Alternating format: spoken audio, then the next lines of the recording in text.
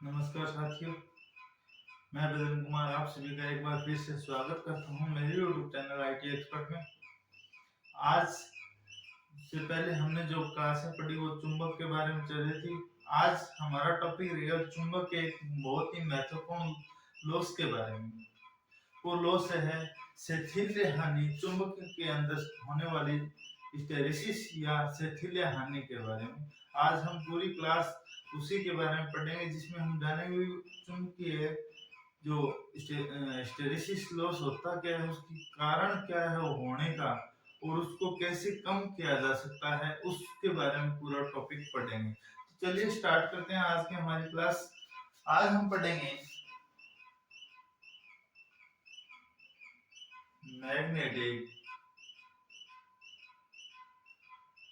Hysteresis, चुंबकीय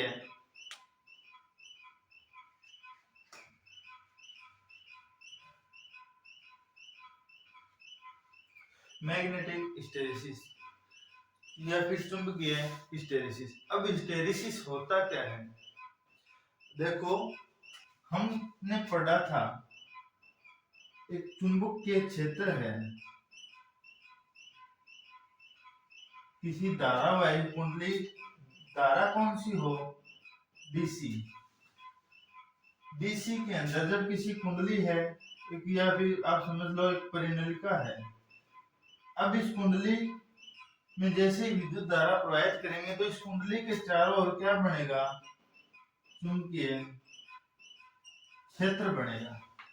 जब इस चुंबकीय क्षेत्र में किसी लोहे पदार्थ को या किसी पदार्थ को लाया जाए तो उस चुंबकीय क्षेत्र में वह लोहा पदार्थ जैसी आएगा तो वह पदार्थ चुंबक की तरह व्यवहार करेगा या चुंबकीय गुण को अपना लेगा।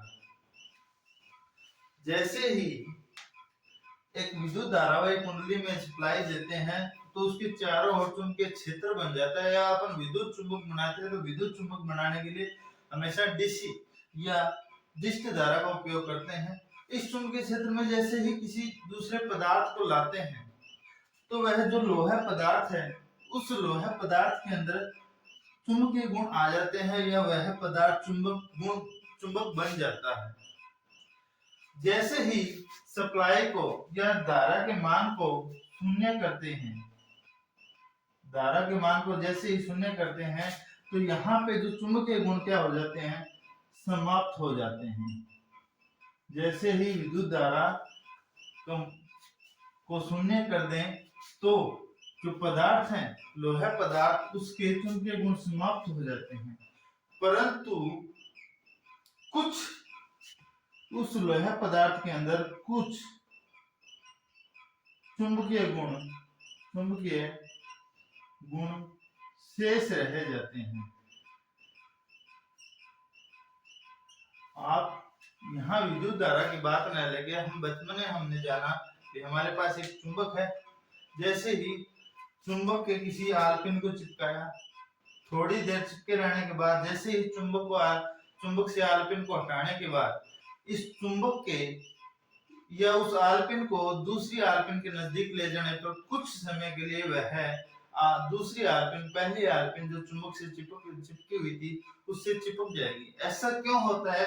ऐसा होता है कि जैसे चुंबकीय क्षेत्र में किसी लोहा पदार्थ को ले जाते हैं तो उस लोहा पदार्थ पहले तो कौन चुंबक बन जाएगा, पर जैसे उसे चुंबक से हटाएंगे तो उसमें कुछ चुंबकीय गुण शेष रह जाएंगे, और वह चुंबकीय गुण अवशेष रह जाने के कारण ही यहाँ पे दूसरी आलपिन पहली आलपिन की क्या हुई, चिपक गई। अब देखो यहाँ पे बात चल रही थी, हम विद्युतिक परिपथों की बात कर रहे हैं। जैसे पंखे चलते हैं, मोटर चलती है, वहां की बात करिए तो चुंबक और आलपिन का तो एग्जांपल था साधारण भाषा के अंदर, मतलब अपने साधारण लाइफ के अंदर। यहाँ हम बात करते हैं इलेक्ट्रिकल के रूप में। तो इलेक्ट्रिकल के रूप में जैसे ही चुंबकीय गुण शेष रह जाएंगे तो उस चुंबकीय गुणों को उस लोहा पदार्थ से खत्म करने के लिए देखो इस चुंबकीय गुणों को इस देखो ये ले लिया, ये लोहा पदार्थ,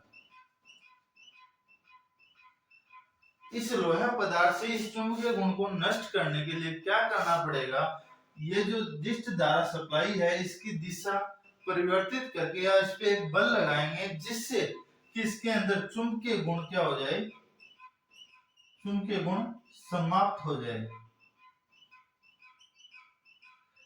चुंबकीय उस अवशेष आप कह सकते हो हिस्टैरिसीस लॉस क्या है, चुंबक के अंदर या लोहे पदार्थ के अंदर अवशेष चुंबकत्व को समाप्त करने के लिए जिस जो बल लगाया जाता है उस बल के द्वारा हमने जो उसकी धारा की दिशा प्रायोरिटी चेंज की है या विद्युत ऊर्जा की प्रायोरिटी चेंज की है, उस विद्युत ऊर्जा का जो लॉस होता है उसी लॉस को यहाँ पे हम क्या कहेंगे, हिस्टैरिसीस लॉस कहेंगे। देखो ऐसा होता क्या है, ये तो थी हमें शॉर्ट भाषा के अंदर, जैसे इसे पूर्णतः रूप से समझें तो यहाँ पे मैंने बताया जब विद्युत धारा प्रवाहित करते हैं किसी पदार्थ के अंदर तो वहां पे दो चीज बनती है, एक तो बनता है चुंबकीय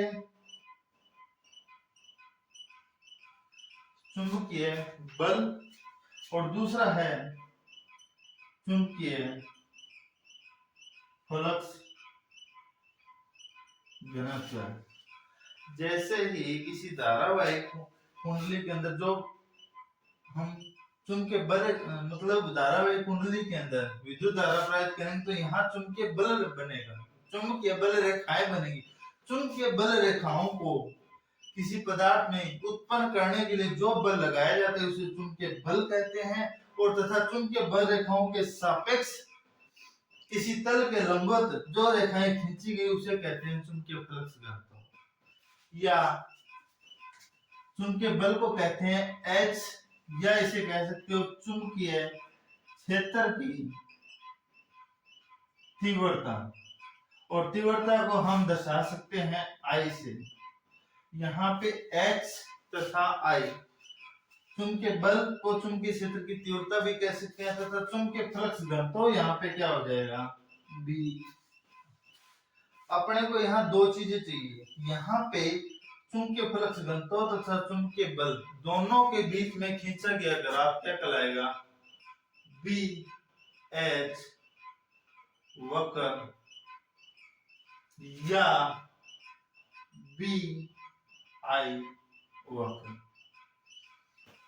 किसी लोहा पदार्थ के अंदर जैसे ही विद्युत धारा प्रवाहित करेंगे तो वहां उस पदार्थ के अंदर जो चुंबक बनेगी, तो जहां पे चुंबक है वहां पे चुंबकीय बल रेखाएं हैं, और जहां पे चुंबकीय बल रेखाएं हैं वहां पे चुंबकीय फ्लक्स है, और जहां पे चुंबकीय फ्लक्स को इकाई के रूप में मापेंगे या चुंबकीय बल रेखाओं की कुल संख्याओं को गिनेंगे या मानेंगे तो वहां पे क्या बनेगा, चुंबकीय फ्लक्स घनत्व बनेगा।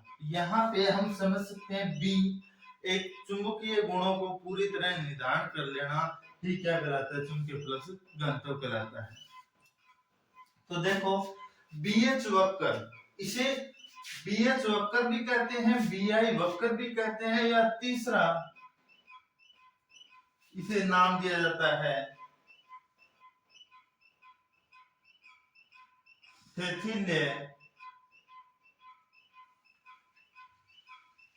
वक्र, या चौथा इसे नाम दिया जाता है हिस्टैरिसीस लूप। जो हम डायग्राम समझेंगे उसे ध्यान से समझना। बीएच वक्र भी कहते हैं, बीआई वक्र भी कह सकते हैं, सेथिल्य वक्र भी कह सकते हैं, हिस्टैरिसीस लूप भी कह सकते हैं। तो इसे समझने के लिए आप दूसरी भाषा में कह सकते हो चुंबकीय बल तथा चुंबकीय फ्लक्स घनत्व के बीच में खींचा गया वक्र क्या कहलाएगा,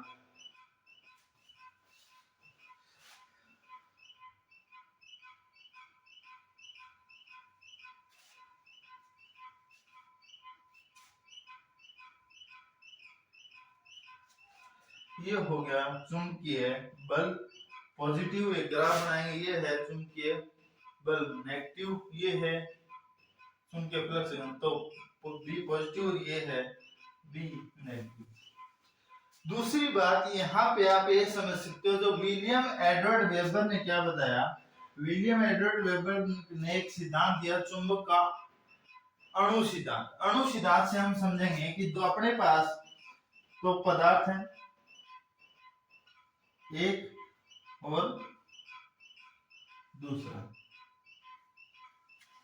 सामान्य भाषा के अंदर एक नॉर्मल लोहा पड़ा है, उसके अंदर जो डोमेन है, छोटे छोटे डोमेन या परमाणु या कण है, वो एक अव्यवस्थित दिशा के अंदर समायोजित होते हैं। छोटे छोटे डोमेन है, उसकी दिशा क्या है, अलग अलग दिशा में पाए जाते हैं।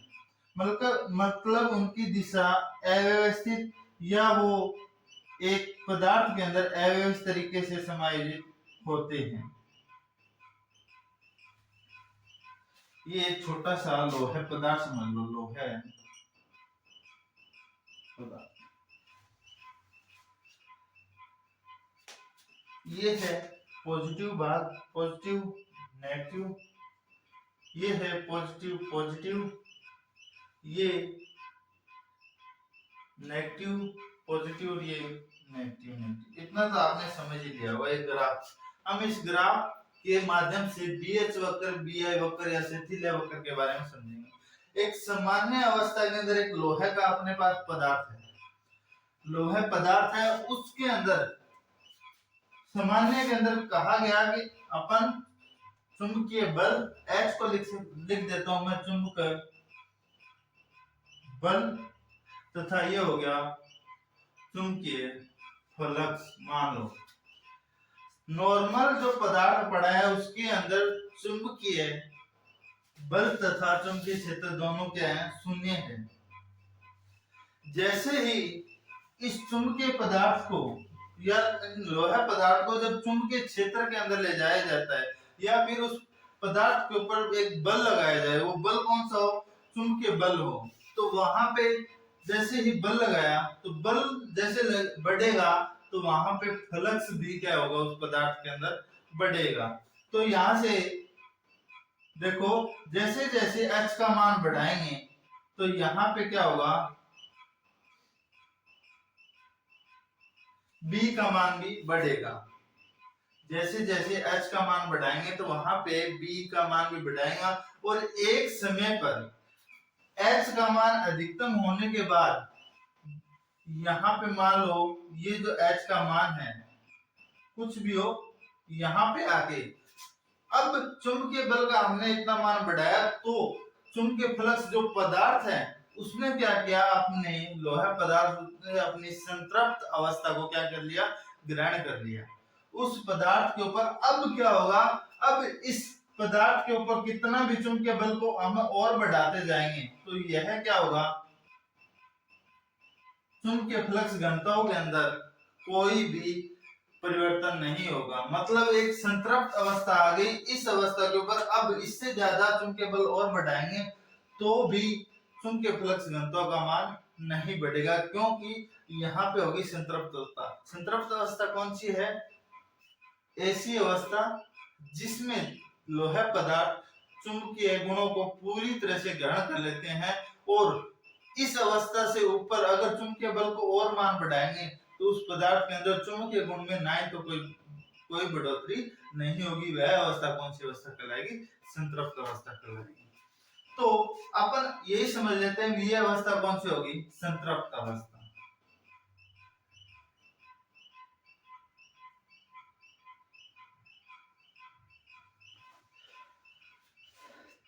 शुरुआत में देखो, शुरुआत के अंदर एक नॉर्मल पदार्थ के अंदर चुंबकीय बल तथा चुंबकीय फ्लक्स घनत्व का मान क्या था, शून्य था।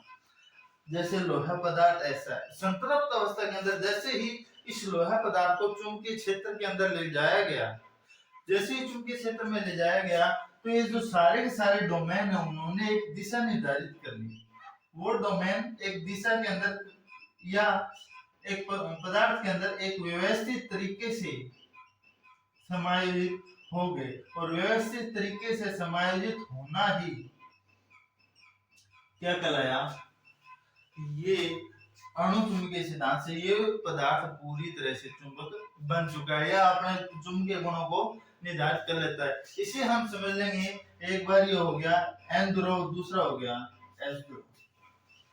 जब इस पदार्थ के ऊपर, लोहा पदार्थ के ऊपर चुंबकीय क्षेत्र का मान बढ़ाया गया तो सभी लोहा पदार्थ के अंदर उपस्थित सभी डोमेन, सभी कण या सभी अणु एक व्यवस्थित तरीके के अंदर समायोजित होकर, या सभी उत्तरी ध्रुव दक्षिण ध्रुव समायोजित होकर एक क्रम के अंदर व्यवस्थित हो गए और एक पूरी तरह से चुंबकीय गुणों को क्या कर लिया, अपना लिया। मतलब यह पदार्थ चुंबक बन गया। अब ये संतृप्त अवस्था के ऊपर है। अब इस पदार्थ के ऊपर चुंबकीय बल को कितना भी बढ़ा दिया जाए, ये अवस्था चेंज नहीं होगी, चुंबकीय फ्लक्स और नहीं बढ़ेगा। इतनी बात आए समझ ले। ये पॉइंट ले लिया ए, ठीक है। अब देखो, जैसे ही चुंबकीय क्षेत्र यहाँ पे अपने विद्युत धारा सप्लाई दे रखी थी, ठीक है। अब विद्युत धारा का मान क्या करें, शून्य करें। शून्य करेंगे तो चुंबकीय बल का मान भी क्या होगा, शून्य होगा। जैसे ही चुंबकीय बल का मान शून्य होगा तो यहाँ पे क्या हुआ, चुंबकीय फ्लक्स घनत्व का मान भी क्या हो गया, कम हो गया। चुंबकीय फ्लक्स घनत्व का मान क्या हो गया, कम हो गया। परंतु ये याद रखना, चुंबकीय फ्लक्स घनत्व का मान शून्य यहाँ पे नहीं हुआ है। ऐसा क्यों हुआ, मैंने अभी बताया। किसी चुंबकीय क्षेत्र में किसी पदार्थ को ले जाएंगे, ले जाने के बाद उस पदार्थ के अंदर जैसे ही चुंबकीय क्षेत्र हटाएंगे तो पदार्थ चुंबकीय गुणों को समाप्त कर लेगा, परंतु कुछ चुंबक के गुण उसके अंदर अवशेष रह जाते हैं। उसे क्या कहते हैं, अवशेष चुंबकत्व है। तो पहली पोजीशन थी ये। दूसरी, इससे अगली, जैसे ही चुंबकीय बल का मान हटाएगा तो इसके अंदर अगली पोजीशन यहाँ पे क्या आ जाएगी, ये।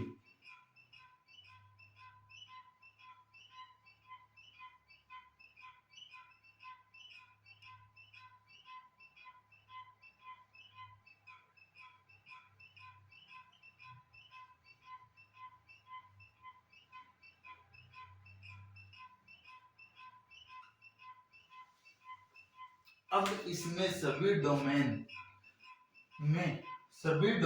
अव्यवस्थित तरीके से न होकर के कुछ डोमेन व्यवस्थित तरीके से तथा कुछ डोमेन अव्यवस्थित तरीके से समायोजित हो गए।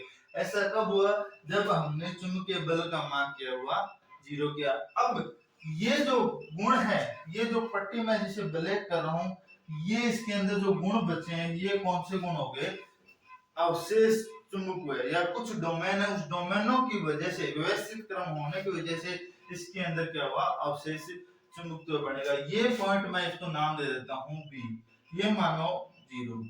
अब ओ तथा बी के बीच में जो चुंबकीय फ्लक्स बचा है, यहाँ पे चुंबकीय बल का मान तो 0 है, परंतु बी यहाँ पे क्या है, उस पदार्थ के अंदर कुछ न कुछ फ्लक्स घनत्व बचा है। मतलब इसे क्या कहेंगे, अवशेष चुंबकत्व। मतलब यहाँ पे O से लेकर B, O से लेकर B तक जो B पॉइंट तक जो बचा है उसे क्या कहेंगे, अवशेष चुंबकत्व। ये B पॉइंट है। पहला पॉइंट था A, दूसरा है B। अब यहां तक तो हमने बात पढ़ ली। अब असली मुद्दा आएगा। अब देखो, अब इस अवशेष चुंबकत्व को समाप्त करने के लिए यहाँ पे देखो, पहले एक ध्रुव था, यहाँ पे मैंने बताया एक ध्रुव था N, दूसरा था S। अब इसके अंदर ये तो कुछ डोमेन तो हो गए, परंतु कुछ हिस्सा चुंबक की तरह व्यवहार करेगा, कुछ, पूरा नहीं, कुछ हिस्सा चुंबक की तरह व्यवहार करेगा। अब देखो, इस बल को, इस अवशेष चुंबकत्व को समाप्त करने के लिए हमें क्या करना पड़ेगा, या चुंबकीय फ्लक्स के मान को 0 करने के लिए हमें इस पे एक बल लगाना पड़ेगा। वो बल कब होगा, जब हम विद्युत धारा की दिशा को परिवर्तित करेंगे। या फिर हमने कल पढ़ा था हमारी पिछली कक्षा के अंदर, चुंबकीय पदार्थ, लोहा पदार्थ के अंदर बचे हुए अवशेष चुंबकत्व को समाप्त करने के लिए जो बल लगाया जाता है उस बल को क्या कहते हैं, और निग्रह बल कहते हैं। और निग्रह बल लगाने के जो बाद जो चुंबकीय बल लगेगा उसे उसकी क्या कहेंगे, निग्राहिता कहते हैं। आई बस ये था अवशेष चुंबकत्व। तो इस विद्युत धारा की दिशा को परिवर्तित करेंगे। विद्युत धारा की जैसे ही दिशा परिवर्तित होगी तो यहाँ पे चुंबकीय बल का मान क्या होगा, चुंबकीय फ्लक्स का मान 0 हो जाएगा। परंतु यहाँ पे जो बल है वो बल कुछ ना कुछ बचेगा और उस बल को क्या कहते हैं, निग्रह बल। हमने अवशेष चुंबकत्व को समाप्त करने के लिए एक बल लगाया। वह बल किससे लगा, विद्युत धारा की दिशा को परिवर्तित करके लगा। और उस बल को नाम क्या देंगे, निग्रह बल देंगे। ये हो गया पॉइंट नंबर 3 सी। कौन सा हो गया पॉइंट नंबर 3 सी। अब देखो, अब यहाँ पे चुंबकीय बल लगे। अब ये तो ये है कि अपन क्या करेंगे, तो यहाँ पे H ऋणात्मक दिशा के अंदर यहाँ पे एक बल लगा है, विपरीत प्रकृति का एक बल लगा है। और विपरीत प्रकृति के बल को और ज्यादा बढ़ाएंगे तो नेगेटिव भाषा के अंदर समझें, जैसे इस बल को और बढ़ाएंगे तो यहाँ से ऋणात्मक प्रकृति का बल लगाएंगे तो फिर से एक संतृप्त अवस्था आ जाएगी। एक अवस्था फिर आ जाएगी संतृप्त अवस्था। ऋणात्मक मतलब पहले ध्रुव थे प्लस और माइनस, अब ध्रुव हो गए माइनस और पॉजिटिव। यहाँ पे आके पहला पॉइंट ये था, ये ए, दूसरा पॉइंट था संतृप्त और ए, तीसरा, ठीक है। अब इससे आगे देखेंगे तो अब इसके अंदर जो डोमेन है, अब जो डोमेन है वो पूरी तरह से यहाँ पर अव्यवस्थित तरीके से इसमें आ गई। मतलब उस पदार्थ जो लोहा पदार्थ था उसने पूरा अवशेष चुंबकत्व समाप्त हो गया। ये पॉइंट था सी। जैसे ही इस बल को और बढ़ाएंगे, इस बल को और बढ़ाने के दौरान यहाँ पर ये बल आएगा, यहाँ पे H मतलब चुंबकीय बल विपरीत प्रकृति का लग रहा है तो चुंबकीय बल भी विपरीत, चुंबकीय फ्लक्स भी विपरीत प्रकृति का बनेगा। मतलब पहले डोमेन थे इस तरफ, अब डोमेन क्या हो जाएंगे, विपरीत दिशा के अंदर, पहले से विपरीत दिशा के अंदर एक व्यवस्थित क्रम के अंदर आ जाएंगे। मतलब संतृप्त अवस्था होगी।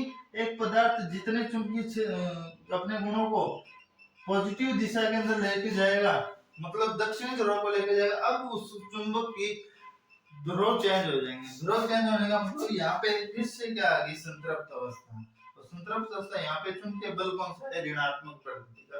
ये पॉइंट कौन सा आ गया, ओ डी। ए तथा डी पॉइंट क्या क्या है यहाँ पे, ए तथा डी क्या है, संतृप्त बिंदु है, ठीक है।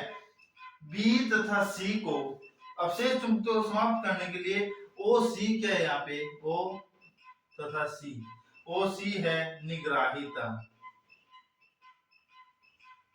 ओ सी क्या है, निग्राहिता। अवशेष चुंबकत्व को समाप्त करने की प्रक्रिया क्या कहलाई, निग्राहिता कहलाई। ये यहाँ पे आ गया संतृप्त अवस्था, चुंबकीय फ्लक्स अब और नहीं बढ़ेगा, ठीक है। अब फिर से वापिस यहां से जैसे ही वापिस चुंबकीय बल को शून्य करेंगे, पहले शून्य किया तो ये अवस्था ही, अब वापिस इसे शून्य करेंगे तो पॉइंट आ गया अपने पास E। अब O तथा E, O तथा E क्या बच गया, अवशेष चुंबकत्व। पहले था पॉजिटिव प्रकृति का, मतलब पहले ध्रुवता अपने जो दे रखी सप्लाई वही दे रही थी। अब क्या है, ऋणात्मक प्रकृति की ध्रुवता है, ई। ठीक है, तो अब क्या करेंगे, ये अवशेष चुंबकत्व रहेगा। अब इस अवशेष चुंबकत्व को समाप्त करने के लिए फिर से एक बल लगाना पड़ेगा, और वो बल क्या है, यहाँ पे फिर से एक बल लगाना पड़ेगा, और बल को लगाने के लिए ये पॉइंट आ गया ई एफ, ओ तथा ये बल लगाए निग्रह बल, और ओ तथा एफ क्या हो गई, निग्राहिता। ओ तथा एफ निग्राहिता, सी से लेकर एफ क्या है, निग्राहिता, तथा बी से लेकर ई के बीच में बी ओ, ओ बी तथा ओ ई क्या है, अवशेष चुंबकत्व है। अब यहाँ पे चुंबकीय फ्लक्स का मान शून्य हो गया, परंतु बल इस पे चुंबकीय बल कुछ न कुछ रह गया। अब ऋणात्मक प्रकृति चेंज करे थे, तो यहाँ पे वापिस उस बिंदु पे आ गई संतृप्त अवस्था। तो ये होगी क्योंकि चुंबकीय फ्लक्स इस पदार्थ के अंदर एक लिमिट तक ही बढ़ेगा, चाहे चुंबकीय बल आप किसी भी बढ़ा दिया जाए पदार्थ के अंदर। अगर मान के चलो ग्राफ के अंदर यहाँ पे दिया है 5, तो चुंबकीय फ्लक्स घनत्व 5 वेबर प्रति मीटर, मतलब इतना ही बढ़ेगा, चाहे उसकी अवस्था कितनी ही बार चेंज कर लो, उस पर बल कितना भी लगा दो। तो ये प्रक्रिया इस तरीके से चलती रहती है। शुरुआत के अंदर चुंबकीय बल तथा चुंबकीय फ्लक्स घनत्व दोनों का मान शून्य था। एक पदार्थ नॉर्मल अवस्था के अंदर था, उसके अंदर सभी डोमेन अव्यवस्थित तरीके से समायोजित थे।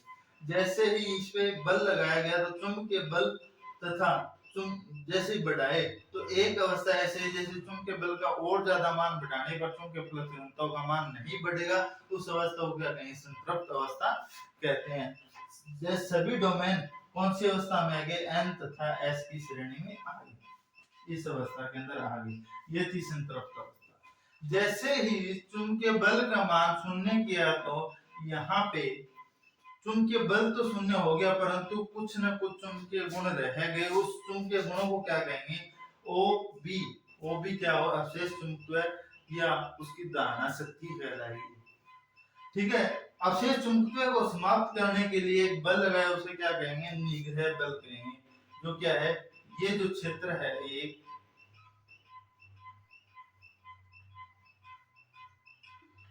ये जो क्षेत्र है ये कहलाएंगे निग्रह बल। ठीक है, अब निग्रह बल को कम किया, तो हमने विद्युत धारा की दिशा चेंज की। वो पहले थी पॉजिटिव से नेगेटिव, अब हमने क्या, नेगेटिव पॉजिटिव या दोनों की ध्रुवता चेंज कर दी। बैटरी के दो टर्मिनल थे, एक पॉजिटिव एक नेगेटिव, पहले इस तरीके से चल रहे थे, अब हमने क्या किया, इसको नेगेटिव तथा इसको पॉजिटिव बना दिया। तो यह एक ऋणात्मक दिशा के अंदर भी क्या, भी एक संतृप्त अवस्था ग्रहण कर ली। चुंबकीय फ्लक्स तो बढ़ा, पर फिर भी इन्होंने चुंबकीय बल और ज्यादा नहीं बढ़ा, और ज्यादा बढ़ाएं तो भी ये चुंबकीय फ्लक्स नहीं बढ़ेगा। तो ये भी इसकी क्या आ गई, संतृप्त अवस्था आ गई। फिर चुंबकीय बल का मान हमने शून्य किया, या मान लो इसकी ध्रुवता क्या होगी, शून्य होगी। फिर से क्या हुआ, वही बात, फिर इसमें क्या हुआ, कुछ न कुछ चुंबकीय के गुण शेष रहेंगे। अब उस अवशेष चुंबकत्व को समाप्त करने के लिए फिर से बल लगाया, कौन सा बल, निग्रह बल। ये इसकी क्या कहलाई, निग्राहिता। फिर इसकी वापस विद्युत धारा की दिशा पॉजिटिव की, तो फिर इसने एक संतृप्त अवस्था ग्रहण कर ली। तो हमने ये सिरा इस तरीके से चलुआ, ये वापस दिशा इसकी हो गई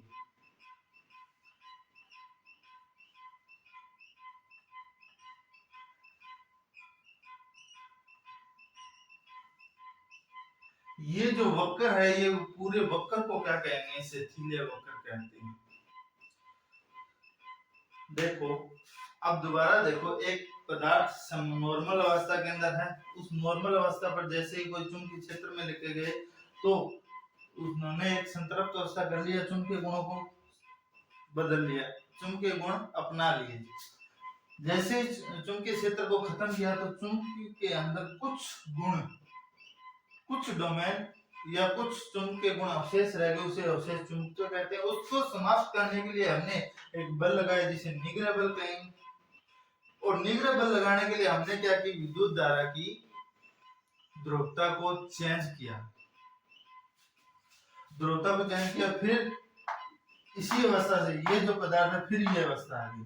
फिर हमने क्या किया, डोमेनों पे विपरीत प्रकृति का बल लगाया तो सभी डोमेनों ने एक व्यवस्थित दिशा तो ग्रहण कर ली, पर उस पहली दिशा से उल्टी विपरीत क्या थी, उसकी दिशा थी।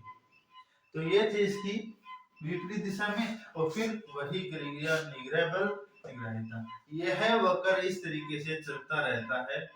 और इस पूरे वक्र को क्या कहेंगे, बीएच वक्र कहेंगे, बीआई वक्र कहेंगे, सेथिल्य वक्र भी कह सकते हैं, हिस्टैरिसीस लूप भी कह सकते हैं। अब हमने इतनी बात तो समझ ली।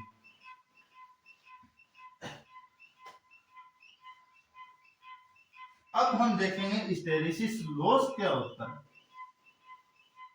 देखो यहां से हमने किसी पदार्थ को यहां तक लेके गए, अब वापस इसी अवस्था तक ये नहीं आएगा। मतलब यहाँ पे अपने को बार बार विद्युत धारा की क्या करनी पड़ रही है, ध्रुवता को परिवर्तित करनी पड़ रही है। विद्युत धारा की ध्रुवता परिवर्तित करेंगे तो अपने यहाँ पे क्या की, विद्युत ऊर्जा, इसे क्या सप्लाई दी, विद्युत ऊर्जा सप्लाई दी। अब इसे अवशेष चुंबकत्व को समाप्त करने के लिए हमने एक जो बल लगाते हैं, वह बल विद्युत ऊर्जा से कौन सी ऊर्जा में बदलेगा, यांत्रिक ऊर्जा में बदल जाएगा। मतलब हमें कूलर की मोटर है, पंखे की मोटर है, पानी की मोटर है, उसके अंदर चुंबकीय ध्रुवता चेंज होती रहती है। जो पोल है स्थिर पोल है, उस पे एक पोल पे एस एक पे एन, ये उनकी ध्रुवता चेंज हो जाती है। कारण क्या है, ये वक्र इसी तरीके से चलता रहता है। अपने को दिखा नहीं, पर ये जो वैज्ञानिकों ने ये जो बात बताई है, जो उसकी ध्रुवता चेंज होने के कारण पंखा गर्म होता है या मोटर गर्म होती है, बहुत सी वजह ऐसी, घर्षण भी होता है। पर यहाँ पे एक उनमें से एक वजह कौन सी है, हिस्टैरिसीस, चुंबकीय हिस्टैरिसीस, चुंबक की ध्रुवता बार बार परिवर्तित होना। यह किससे होता है, फ्रीक्वेंसी की वजह से होता है। तो मतलब हिस्टैरिसीस लॉस डिपेंड करता है फ्रीक्वेंसी के ऊपर। विद्युत ऊर्जा से यांत्रिक ऊर्जा में परिवर्तित होता है। और यह पंखा क्या होता है, गर्म।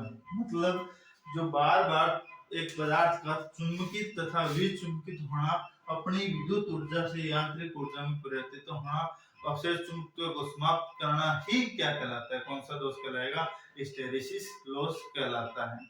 अब देखो उस लॉस को कम करने के लिए क्या किया जाता है, उस लॉस को कम करने के लिए एक ऐसे लोहे का उपयोग किया जाता है जिसकी संतृप्त बिंदु कम हो। संतृप्त बिंदुता का मतलब कम। देखो अपने को ये दूरी कम करनी है, ये अवशेष चुंबकीय होश के जितना कम होगा, ये अवशेष चुंबकीय होश के जितना कम होगा।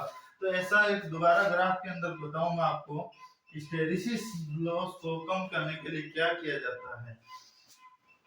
देखो यहाँ पे मान के चलो ये संतृप्त अवस्था 5 वेबर मीटर, ठीक है, 5 वेबर पे। और एक दूसरा मान के चलो दूसरा पदार्थ है जिसका संतृप्त अवस्था 1 पे। किसी पदार्थ, ऐसे पदार्थ का उपयोग किया जाना चाहिए जो जल्दी से चुंबकीय गुणों को ग्रहण कर ले तथा जल्दी से चुंबकीय गुणों को या फिर उसकी ध्रुवता जल्दी से चेंज हो। अर्थात मेरा कहने का मतलब है हिस्टैरिसीस संतृप्त अवस्था, चुंबकीय लोहे पदार्थों की संतृप्त अवस्था, चुंबकीय संतृप्त अवस्था का मान क्या होना चाहिए, कम होना चाहिए। चुंबकीय संतृप्त या फिर संतृप्तता नियतांक का मान कम होना चाहिए। हिस्टैरिसीस लॉस देख लो, हिस्टैरिसीस लॉस को कहते हैं अपन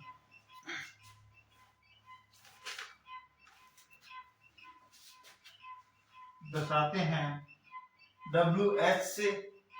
H का मतलब वाट, W का मतलब वाट और H का मतलब यहाँ पे क्या है, हिस्टैरिसीस, हिस्टैरिसीस लॉस। अब ये डिपेंड करेगा, यहाँ पे हमने वाट का उपयोग क्यों किया, क्योंकि अपन ने यहाँ चुंबक का उपयोग के अंदर विद्युत धारा या विद्युत ऊर्जा का उपयोग कर रहे हैं। और विद्युत ऊर्जा से क्या परिवर्तित हो रही है, यांत्रिक ऊर्जा। तो वहां पे जहां पे ऊर्जा का शब्द आए यहाँ वह तो या तो वाट या फिर यांत्रिक ऊर्जा जूल का उपयोग करते हैं। तो ये हिस्टैरिसीस लॉस डिपेंड करता है, नीटा मतलब नियतांक होता है, हिस्टैरिसीस नियतांक। पहली चीज हमने क्या है, बी मैक्सिमम फ्लक्स घनत्व, अधिकतम फ्लक्स घनत्व। क्योंकि यहाँ संतृप्त अधिकतम फ्लक्स घनत्व से मतलब है उसकी संतृप्त अवस्था, जहां पे वह संतृप्त अवस्था में आ जाएगा वहां पे उसकी अधिकतम चुंबकीय फ्लक्स घनत्व अधिकतम हो जाएगा। चुंबकीय फ्लक्स घनत्व 1.6, ये है 1.6 यहाँ पे नियतांक, गुणा में फ्रीक्वेंसी। यहाँ पे अपने फ्रीक्वेंसी क्यों ली है, क्योंकि फ्रीक्वेंसी से ही हम पदार्थ या विद्युत धारा की ध्रुवता को चेंज कर सकते हैं। भारत की मानक फ्रीक्वेंसी क्या है, 50 हर्ट्ज है, और हर्ट्ज फ्रीक्वेंसी के द्वारा ही हम विद्युत धारा अपनी दिशा पे एक बार पॉजिटिव दूसरी बार नेगेटिव, एक बार पॉजिटिव एक चक्कर पूरा करेगी पॉजिटिव का, एक आधा चक्कर नेगेटिव का, तो ये हो गए दोनों मिलकर एक चक्कर, ये होगी फ्रीक्वेंसी। तथा वी, वी यहाँ पे क्या है, हमने जिस पदार्थ का उपयोग किया है वो पदार्थ का आयतन,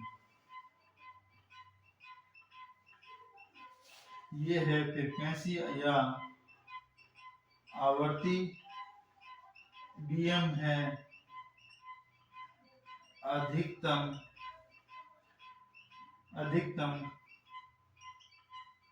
फ्लक्स घनत्व।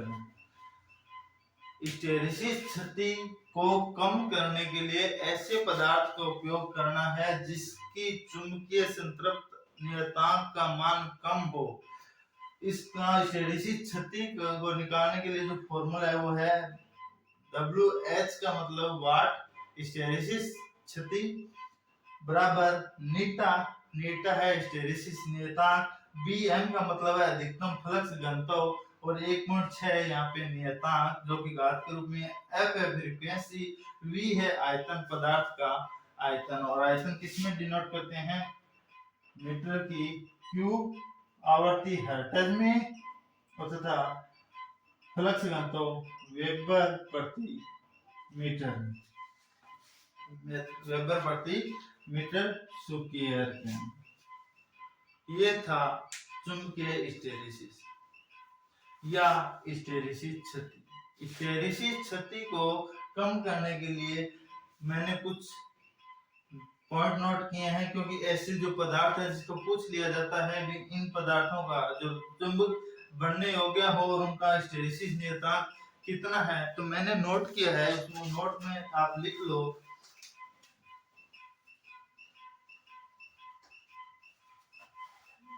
सिलिकॉन स्टील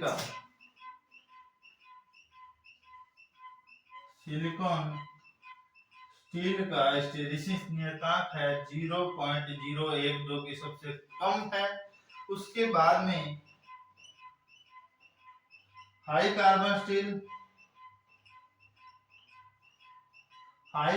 स्टील का संतृप्त बिंदु है 0.012। उसके बाद में माइल्ड स्टील का है 0.009। उसके बाद में एनील्ड स्टील का मान है 0.008, और रोट आयरन कच्चा लोहा का मान है 0.004। देखो मैंने आपको यहाँ से बताया है हिस्टैरिसीस, चुंबकीय हिस्टैरिसीस होता क्या है, शिथिल्य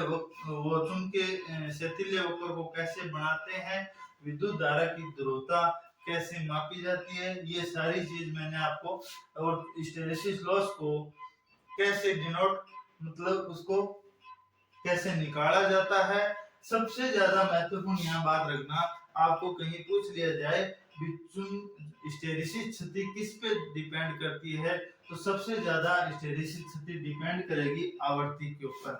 जब इसकी ध्रुवता को चेंज करेंगे, ध्रुवता जैसे चेंज होती रहेगी, वही उसकी क्या है आवर्ती, मतलब स्टेरिसिटी। फ्रीक्वेंसी जितनी कम होगी, स्टेरिसिटी उतनी क्या होगी, कम होगी। तो ये था हमारा आज की क्लास।